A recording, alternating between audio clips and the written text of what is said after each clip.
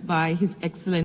L'Assemblée va maintenant entendre une allocution de son Excellence Félix Antoine Tshisekedi Tshilombo, président de la République démocratique du Congo. Je prie le protocole de bien vouloir accompagner son Excellence à la tribune et l'invite à prendre la parole.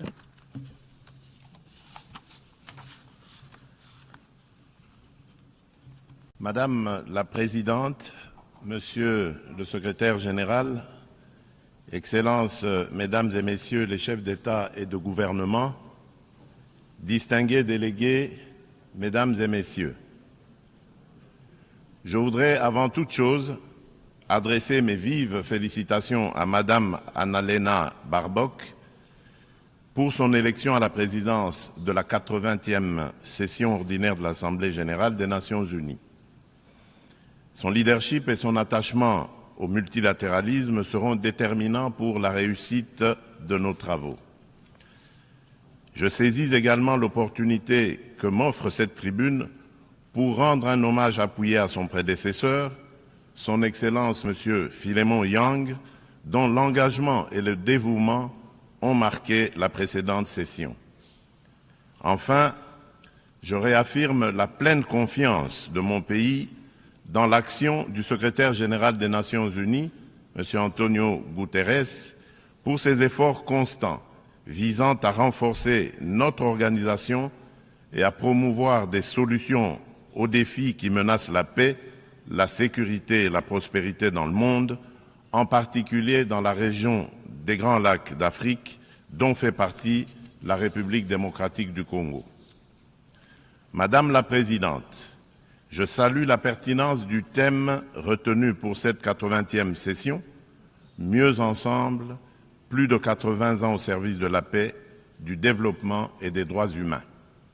Il met en lumière 8 décennies d'efforts conjoints d'une organisation vouée à la paix, au développement et au bien-être universel, fondée sur une promesse indéfectible de sécurité collective. Le 80e anniversaire de l'Organisation des Nations Unies, garante de cette sécurité depuis 1945, est l'occasion de réaffirmer les vertus d'un multilatéralisme efficace et de rendre hommage à l'idéal de paix, de dignité humaine et de solidarité entre les nations qui inspira ses fondateurs.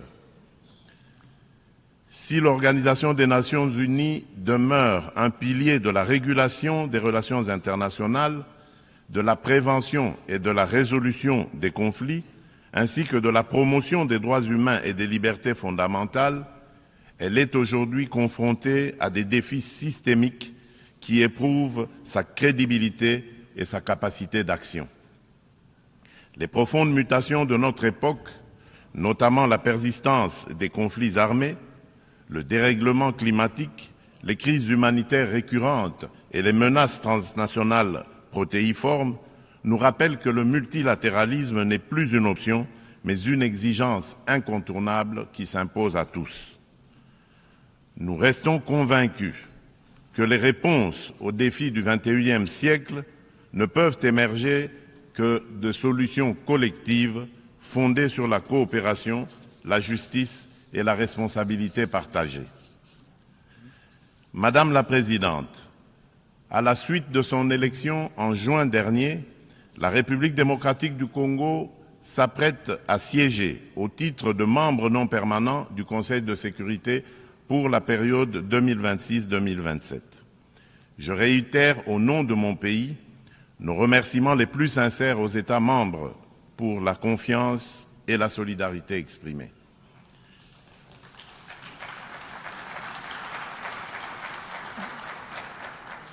Notre participation sera résolument constructive et holistique.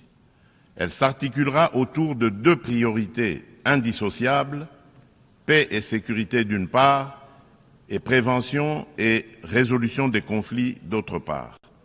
Nous entendons également contribuer activement à l'élaboration et à la mise en œuvre du nouvel agenda pour la paix afin d'apporter, à la lumière de notre potentiel et de notre expérience, une impulsion à la réforme des opérations de maintien et de consolidation de la paix, ainsi qu'à l'adaptation du système de sécurité collective des Nations Unies. S'agissant de la réforme du Conseil de sécurité, mon pays réaffirme la position commune africaine telle qu'énoncée dans le consensus des Oulouini et la déclaration de Sirte, c'est-à-dire l'Afrique doit bénéficier de 2 sièges supplémentaires dans la catégorie des membres non permanents et de 2 sièges dans celle des membres permanents, avec les mêmes droits, y compris le droit de veto, les mêmes privilèges et les mêmes obligations que les membres permanents actuels.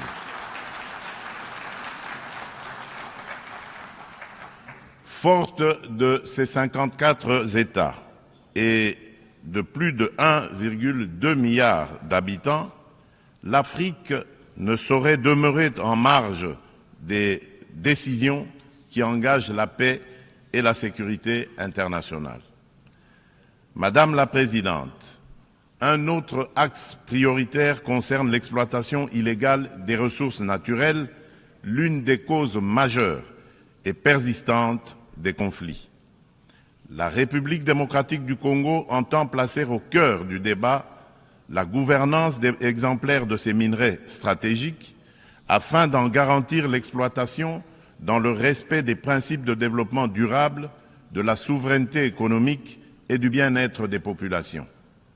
À l'échelle mondiale, rompre le lien toxique entre rente minière et financement de groupes armés non étatiques exige une approche intégrée fondée sur l'harmonisation des règles de diligence raisonnable et de traçabilité, de la mine aux consommateurs, la transparence intégrale des chaînes d'approvisionnement et des bénéficiaires effectifs, des mécanismes de contrôle et d'audit indépendants, une coopération opérationnelle renforcée entre autorités douanières, judiciaires et financières, des sanctions ciblées et effectives contre les trafiquants et leurs réseaux de facilitation et une lutte résolue contre la corruption adossée à des normes de bonne gouvernance, à la publicité des contrats et à la traçabilité des paiements. Bien entendu, les dimensions des droits humains et de justice transitionnelle, ainsi que les agendas femmes, paix et sécurité et jeunesse, paix et sécurité demeurent indissociables de cette action. Leur prise en compte effective est la condition d'une paix juste, durable et inclusive. Madame la Présidente, à la veille de la mise en place de la commission d'enquête indépendante décidée par le Conseil des droits de l'homme des Nations Unies sur les massacres perpétrés il y a quelques mois par nos agresseurs et leurs supplétifs dans l'Est de mon pays, je lance un appel solennel à la communauté internationale. Elle a le devoir moral et politique de soutenir cette démarche essentielle afin d'établir la vérité, rendre justice aux victimes et jeter les assises d'une paix durable ancrée dans la mémoire et la responsabilité partagée. Madame la Présidente, alors que la planète se réchauffe et que les marginalisations s'aiguisent, ainsi et que les conflits se multiplient, le diagnostic qui avait inspiré en juillet 2023 la vision du nouvel agenda pour la paix du secrétaire général demeure pleinement d'actualité. Le monde est désormais confronté à des crises multiformes et profondes. Les fondamentaux de la prévention se sont affaiblis et le droit international, jadis puissamment rappelé par la Charte des Nations Unies, qui enjoint les États à s'abstenir de recourir à la menace ou à la force, est trop souvent bafoué. Notre système de sécurité collective en est ébranlé. Il ne saurait survivre à un sursaut de solidarité d'intérêt et de respect des règles. Dans ce contexte, la rhétorique guerrière regagne du terrain et l'on assiste impuissant au retour des vieux démons, agressions armées, guerre de prédation des ressources et de conquête d'espaces vitaux qui n'épargnent aucun continent. Tandis que la guerre entre Israël et le Hamas ravage la bande de Gaza, avec le risque d'une extension régionale, et que se poursuit le conflit russo-ukrainien, D'autres foyers s'embrasent au Yémen, en Birmanie et en Syrie. Le conflit armé qui perdure dans mon pays en est une illustration tragique. Depuis 3 décennies, la paix et la sécurité sont brisées à l'est de la République démocratique du Congo. Cette guerre s'est muée en une entreprise prédatrice. Elle dépasse depuis longtemps les seules dimensions militaires ou géopolitiques. Elle vise à piller nos ressources, effacer notre mémoire collective et détruire nos communautés. Les conséquences sont désastreuses. Des millions de morts, des familles décimées, près de 7 millions de déplacés internes, femmes et enfants pris pour cible, des villages rayés de la carte, des générations sacrifiées. Dans plusieurs régions de l'Est, tous les marqueurs d'un projet d'extermination sont réunis. Les Nations Unies elles-mêmes, à travers le rapport Mapping, ont documenté l'ampleur des atrocités. Ce n'est pas seulement un conflit, c'est un génocide silencieux qui frappe le peuple congolais depuis plus de 30 ans.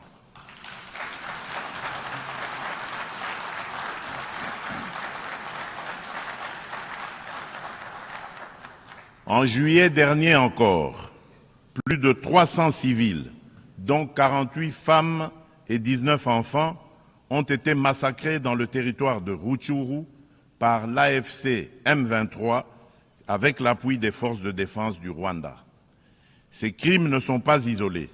Ils s'inscrivent dans une continuité macabre. Je remercie les États-Unis d'Amérique d'avoir pris l'initiative le mois dernier de convoquer une session extraordinaire du Conseil de sécurité pour examiner ces massacres documentés par Human Rights Watch. Pour mettre un terme à ce conflit, le Conseil de sécurité, par sa résolution 2773 du 21 février 2025, a notamment exigé le retrait du M23 des villes de Goma, Bukavu et de toutes les zones sous son contrôle, le démantèlement des administrations parallèles instaurées en violation de la souveraineté de la République démocratique du Congo, ainsi que la cessation de tout appui direct ou indirect au M23. Je salue à cet égard le leadership du président Donald Trump, qui a créé les conditions d'un dialogue ayant conduit le 27 juin 2025 à Washington à la signature d'un accord de paix entre la République démocratique du Congo et le Rwanda. Cet accord engage expressément Kigali à un retrait complet et vérifiable de ses troupes et à la levée de ses mesures dites défensives. Il prévoit également le désengagement, le désarmement et l'intégration conditionnelle des groupes armés non étatiques au sein des forces armées de la République démocratique du Congo et de la police nationale congolaise, la mise en place d'un mécanisme conjoint de coordination en matière de sécurité, ainsi qu'un dispositif garantissant le respect de l'intégrité territoriale et l'arrêt des hostilités. Le retrait des troupes rwandaises, la fin de leur appui au M23 et le retour de l'autorité de l'État congolais sur toutes les zones occupées constituent des conditions non négociables pour une paix durable. Je demande aux Nations Unies de veiller à la stricte application de cet accord, désormais indissociable de la mise en œuvre de la résolution susmentionnée. Tant que ces décisions ne seront pas exécutées, le sang des innocents continuera à couler. Dans la même dynamique, la République démocratique du Congo et l'AFC M23 ont signé le 19 juillet 2025 à Doha une déclaration de principe engageant les parties à œuvrer de concert à une solution pacifique. Je voudrais exprimer ma gratitude à Son Altesse l'Émir du Qatar, Cheikh Tamim bin Hamad Al Thani, pour son dévouement et son engagement en faveur de la paix en République démocratique du Congo et dans la région des Grands Lacs. Je souhaite enfin exprimer ma haute appréciation pour la coordination assurée par son Excellence Faure Essomina Gnassingbé, président du Conseil des ministres du Togo, dans le cadre du processus de Lomé. Cette dynamique procède de la convergence des efforts du processus de Luanda, conduit avec constance par son Excellence João Manuel Gonçalves Lourenço, président de la République d'Angola et président en exercice de l'Union africaine, et du processus de Nairobi, facilité par son Excellence Uhuru Muigai Kenyatta, ancien président de la République du Kenya. Ensemble, ces initiatives ont jeté les bases d'un mécanisme unifié de facilitation régionale. Un élan que nous comptons poursuivre pour préserver la cohésion continentale, renforcer la coordination entre les initiatives africaines et consolider un cadre d'action harmonisé afin de restaurer de manière durable la paix à l'est de la République démocratique du Congo. Notre objectif demeure inchangé: obtenir une paix juste, durable et vérifiable, non une accalmie factice et éphémère qui, depuis près de 30 ans, a trop souvent déçu l'espérance de notre peuple. Nous attendons de la communauté internationale qu'elle se tienne avec constance et courage du côté du droit. C'est à ce prix que la vérité l'emportera sur l'impunité et que la paix redeviendra possible. Madame la Présidente, il convient de préciser que le processus diplomatique engagé avec toutes les parties au conflit n'exclut nullement la quête de justice et de réparation. Si le monde hésite encore à nommer notre douleur, nous n'attendrons pas. Nous en sommes les premiers témoins. Nous en serons les premiers artisans de justice. Mais nous avons besoin de votre solidarité, de votre soutien et du respect plein et entier du droit international.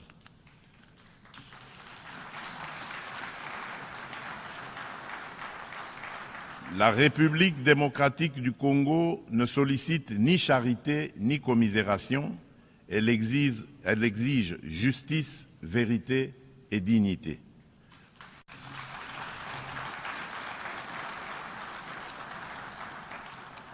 Notre pays a tendu la main. Nous avons signé des accords de paix, accepté le dialogue, pris des engagements pour la réconciliation. Mais une paix factice, bâtie sur l'impunité et l'oubli, n'est qu'un armistice précaire. L'histoire ne jugera pas nos discours, mais notre capacité à reconnaître les crimes de masse, y compris les génocides, et à mettre fin à l'impunité.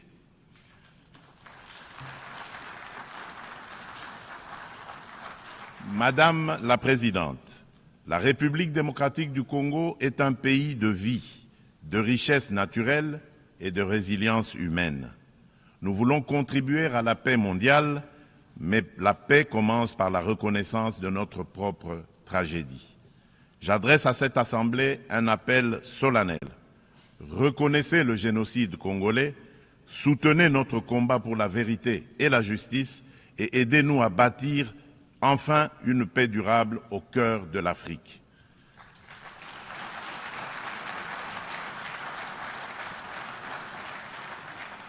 Nous demandons que les Nations Unies instaurent un régime de sanctions ciblées contre les auteurs des crimes économiques, mais aussi des crimes de guerre, crimes contre l'humanité et crimes de génocide commis à l'est de mon pays, et qu'elles soutiennent toutes les actions visant à tarir les circuits illicites d'approvisionnement en minerais qui financent depuis des décennies la guerre et la tragédie humaine. Ces actions doivent être conduites avec l'appui de l'Union africaine, des Nations unies et de nos partenaires au développement, en impliquant les États limitrophes, les entreprises qui achètent et transforment ces minerais du sang, les institutions financières par lesquelles transitent les flux, ainsi que les organisations de la société civile. Je le dis solennellement devant cette Assemblée, la communauté internationale a le devoir moral et politique de reconnaître cette tragédie pour ce qu'elle est, un génocide, et d'agir en conséquence. Le silence et l'inaction face à ces crimes s'apparentent à une complicité. Nous demandons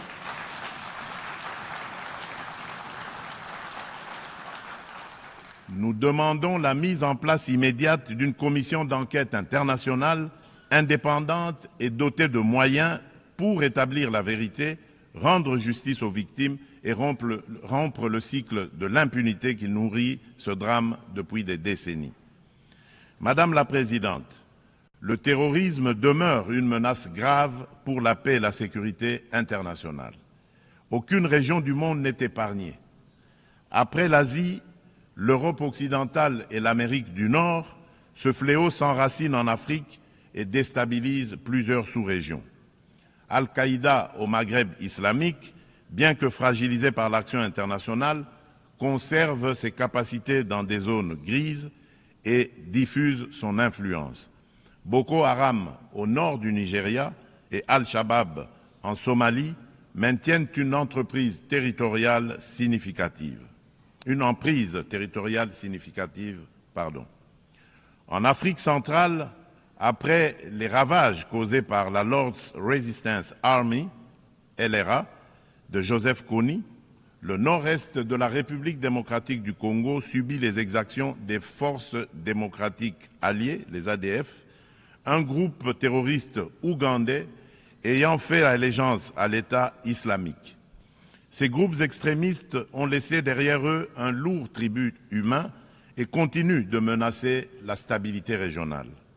Membre de la coalition mondiale contre Daesh, la République démocratique du Congo appelle les Nations unies à s'engager plus résolument dans la mise en œuvre des recommandations de la dite coalition et du processus d'Aqaba, à savoir le partage renforcé de renseignements, l'assèchement des financements, la lutte contre la propagande et contre les sanctuaires, ainsi que le soutien accru aux communautés victimes dans le plein respect du droit international humanitaire.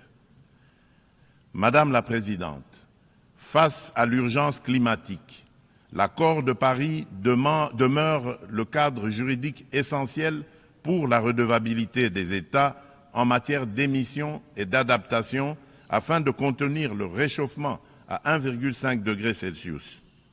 À ce titre, la République démocratique du Congo a adopté son plan national d'adaptation 2022-2026. Nous nous sommes engagés à arrêter et à inverser la perte de forêt et la dégradation des terres d'ici 2031, tout en promouvant un développement durable et une transformation rurale inclusive. Depuis décembre 2021, un ensemble de mesures soutient la restauration des paysages forestiers, notamment le programme Jardin scolaire pour 1 milliard d'arbres à l'horizon 2030, destiné à renforcer la séquestration du CO2 et la résilience des écosystèmes. Nous saluons l'adoption de la décision 5/CMA.5, établissant de nouveaux mécanismes de financement, y compris le fonds pour pertes et préjudices, afin de compléter les sources existantes et d'apporter des réponses concrètes aux pays les plus exposés. Forte d'un potentiel environnemental unique au monde, la République démocratique du Congo se tient au cœur des solutions. Elle est prête à mobiliser ses atouts naturels au service du climat global, à condition que les engagements financiers soient prévisibles, accessibles et à la hauteur des impératifs écologiques et humains. Madame la Présidente, permettez-moi d'aborder aussi la question des défis énergétiques et de la protection de nos écosystèmes en rappelant que le bassin du Congo abrite la deuxième plus grande forêt tropicale du monde, considérée par de nombreux scientifiques comme le premier puits de carbone terrestre, ainsi qu'un vaste réseau hydrographique dominé par le fleuve Congo, deuxième au monde par son débit.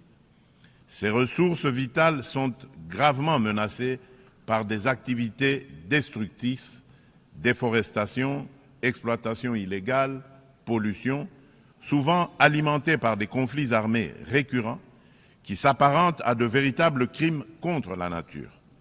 C'est pourquoi la République démocratique du Congo soutient l'initiative portée par le Vanuatu, Fidji et Samoa visant à ériger au plan international l'écocide en incrimination autonome pour sanctionner les actes illicites ou arbitraires causant à l'environnement des dommages graves. Madame la Présidente, l'adoption du pacte pour l'avenir rappelle l'urgence d'accélérer la mise en œuvre des objectifs de développement durable à 5 ans de l'échéance de 2030. La République démocratique du Congo a inscrit cet impératif au cœur de son action à travers le plan national stratégique de développement 2024-2028 qui place l'homme congolais au centre des priorités et intègre les 3 dimensions du développement durable, environnemental, social et économique. Ce plan s'articule autour d'orientations nettes, à savoir consolider la sécurité et la gouvernance démocratique, moderniser les infrastructures et le climat des affaires, protéger l'environnement et garantir l'accès aux services sociaux de base, eau, assainissement, éducation, santé, électricité, etc.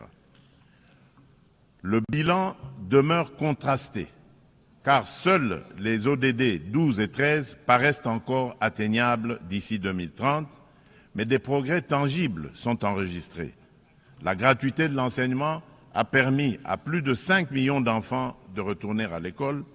La couverture de santé universelle élargit l'accès à des soins de qualité.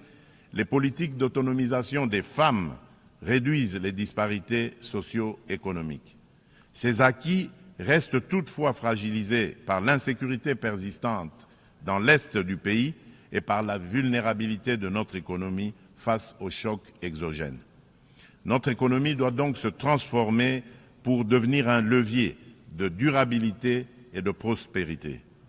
Pays solution face aux défis climatiques, mon pays entend valoriser ses forêts, ses tourbières et sa biodiversité au sein d'une économie climatique orientée vers une croissance verte, résiliente et sobre en carbone. À cet égard, le projet Grand Inga, l'un des plus vastes complexes hydroélectriques au monde, incarne notre ambition et renforce le positionnement de la République démocratique du Congo comme pays solution. Fournir une énergie propre et compétitive pour électrifier nos territoires, décarboner notre industrie, soutenir l'intégration énergétique régionale et ouvrir la voie à de nouveaux usages, dont l'hydrogène vert. Cette trajectoire s'appuie sur le développement de marchés carbone intégrés, l'attraction d'investissements responsables et la création d'emplois décents et de moyens de subsistance durables pour nos communautés. Il reste cependant un obstacle majeur, la contrainte financière. Le fardeau croissant de la dette publique africaine, conjugué aux flux financiers illicites, réduit nos marges de manœuvre. Les besoins additionnels pour atteindre les ODD en Afrique sont estimés à 1 600 milliards de dollars. Dans le même temps, les sorties illicites de capitaux minent nos devises et notre stabilité macroéconomique. D'où la nécessité d'une réforme urgente de l'architecture financière internationale afin de garantir aux pays en développement un accès juste et prévisible à des financements concessionnels alignés sur leur trajectoire nationale, y compris via une meilleure recanalisation des DTS, la capitalisation des banques multilatérales de développement, des facilités de liquidité contracycliques et une lutte renforcée contre les flux illicites. Madame la Présidente, depuis mon accession à la magistrature suprême de mon pays, la République démocratique du Congo, j'ai impulsé à la conduite de la chose publique une dynamique nouvelle intégrant systématiquement la dimension genre à tous les niveaux afin d'assurer une présence accrue des femmes dans les instances de décision. À titre illustratif, la part des femmes au sein du gouvernement est passée de 17% en 2019 à 32% en 2025.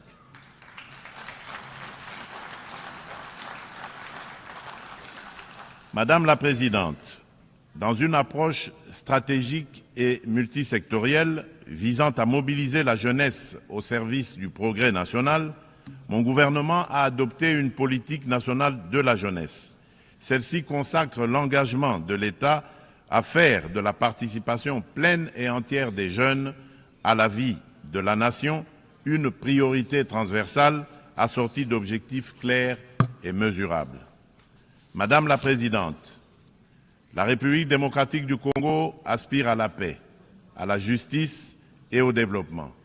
Elle est prête à agir à vos côtés pour une organisation des Nations Unies plus forte, plus inclusive et plus juste.